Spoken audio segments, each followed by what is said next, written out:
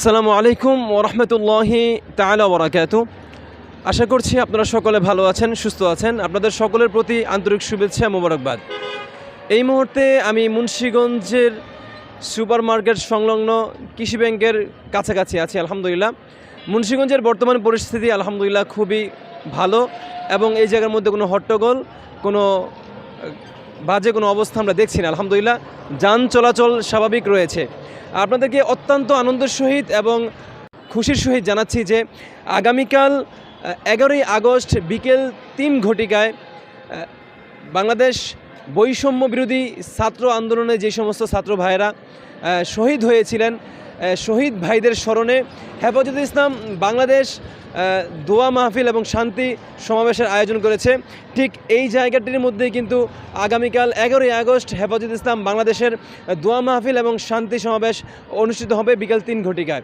আশা করি আজকে যে পরিস্থিতি স্বাভাবিক রয়েছে, আগামীকালকেও খুব সুন্দর একটি পরিস্থিতির মধ্য দিয়ে শান্তি শৃঙ্খলাভাবে হেফাজতে ইসলাম বাংলাদেশের সমাবেশটি অনুষ্ঠিত হবে মুন্সিগঞ্জের এই সুপারমার্কেট সংলগ্ন কৃষি ব্যাংকের সামনেই। আলহামদুলিল্লাহ, হেফাজতে ইসলাম বাংলাদেশের এই যে শান্তি সমাবেশ দোয়া মাহফিল শহীদদের স্মরণে, এটা নেতৃত্ব দিবেন আমাদের মুন্সিগঞ্জের কৃতি সন্তান মধুপুর বিশ্বাস হুজুর এবং আরও যারা দেশের ধর্মপ্রাণ মুসলমান এখানে অংশগ্রহণ করবেন। এবং মুন্সিগঞ্জের গর্ব মুফতি নূর হোসেন নুরানি সাহেবও কিন্তু আলহামদুলিল্লাহ আগামীকালকের এই শান্তি সমাবেশে অংশগ্রহণ করবেন এবং দেশ বরণ্য অনেক বড় বড় ওলামা একরাম সেখানে বক্তব্য রাখবেন।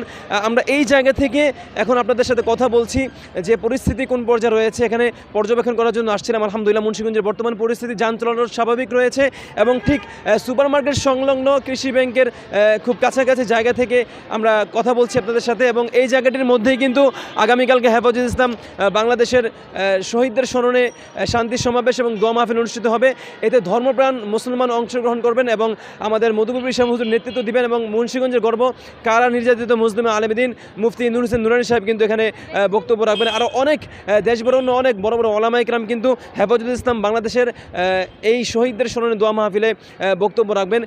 আশা করছি আগামীকালকে এই শান্তি শৃঙ্খলাভাবে হেফাজতে ইসলাম বাংলাদেশের সুন্দরভাবে সমাবেশ অনুষ্ঠিত হবে এবং সকল শহীদদের স্মরণে যে যেখান থেকে আজকের এই ভিডিওটি দেখছেন আপনারা পেজটি ফলো করে দিবেন এবং হেফাজতে ইসলাম বাংলাদেশের আগামীকালকের যে আমাদের সমাবেশ রয়েছে হেফাজতে ইসলাম বাংলাদেশের সকলে অংশগ্রহণ করে শান্তি সমাবেশ থেকে সকলের শুভকামনা গ্রহণ করে আমরা নিজ নিজ গন্তব্যে ফিরে যাব ইনশাআল্লাহ।